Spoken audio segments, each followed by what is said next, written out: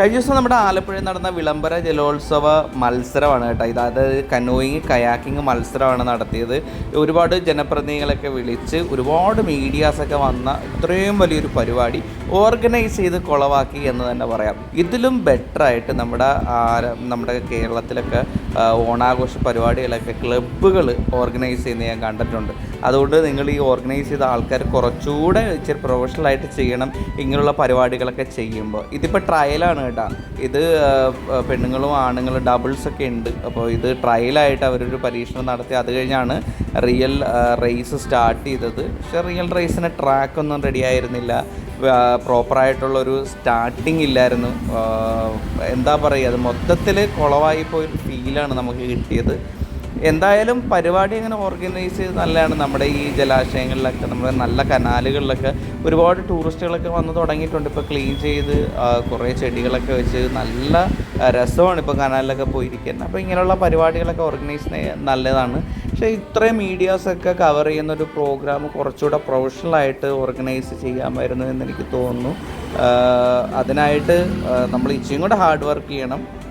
നിങ്ങൾ ഇങ്ങനെയുള്ള പരിപാടികൾ ഇനി നടത്തുമ്പോഴത്തേക്ക് അത് എങ്ങനെയാണ് നമ്മുടെ വള്ളംകളിയൊക്കെ ഓർഗനൈസ് ചെയ്യുന്നത് കണ്ടിട്ടില്ല. അതേപോലെ അത്രയ്ക്കും പ്രൊഫഷണലായിട്ട് ചെയ്തില്ലെങ്കിലും ചെറിയ രീതിയിലെങ്കിലും അതിൻ്റെ ഒരു ഇതൊക്കെ കൊണ്ടുവരണം. എന്നാലേ നമ്മൾ മറ്റുള്ളവരുമായിട്ടൊക്കെ ഷെയർ ചെയ്യുമ്പോഴത്തേക്ക് അവർക്ക് കാണാനുള്ള ഇൻട്രസ്റ്റും കൂടെ തോന്നണ്ടേ.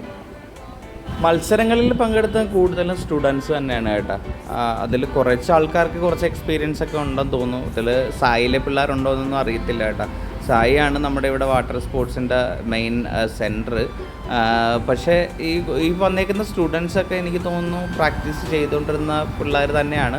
എന്നാലും അതിൻ്റെ അകത്തൊരു ഇവർ പങ്കെടുക്കുമ്പോഴത്തേക്ക് അവർക്ക് ട്രാക്കില്ലാത്തതിൻ്റെയാണ് കറക്റ്റായിട്ട് അവർക്ക് പോകേണ്ട എങ്ങനെയാണ് നേരെയാണോ പോകേണ്ടത്, ഒരു തമ്മിൽ ക്ലാഷ് ആകുന്ന കുറേ പരിപാടികളൊക്കെ ഉണ്ടായിരുന്നു. അതൊക്കെ ഒഴിവാക്കാമായിരുന്നു. കാര്യം ഇത്രയും നല്ല രീതിയിൽ ഇപ്പം നമ്മൾ ഈ തുഴയുന്ന കാണുമ്പോൾ തന്നെ അറിയണ്ട, ഇത് അടുത്ത ട്രാക്കിലോട്ട് പോവുകയാണ് അവർ ഓട്ടോമാറ്റിക് എടുക്കാൻ.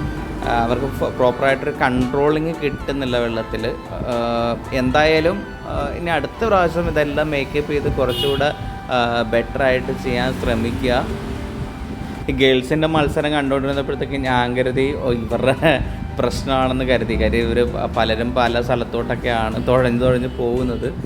പക്ഷേ അതിൻ്റെ പുറകെ നടന്ന ബോയ്സിൻ്റെ മത്സരം കൂടെ കണ്ടപ്പോൾ എനിക്ക് മനസ്സിലായി ഗേൾസ് ആയിരുന്നു കുറച്ചുകൂടെ ബെറ്റർ എന്ന്. കാര്യം ബോയ്സ് തമ്മിൽ ഭയങ്കര ഫൈറ്റൊക്കെ ആയി. അവസാനം ബോട്ടുകൾ തമ്മിൽ ഇടിക്കുകയും ഭയങ്കര പ്രശ്നങ്ങൾ. അത് നിങ്ങൾക്ക് ഈ വരുന്ന അടുത്ത വീഡിയോയിൽ കാണാൻ പറ്റും.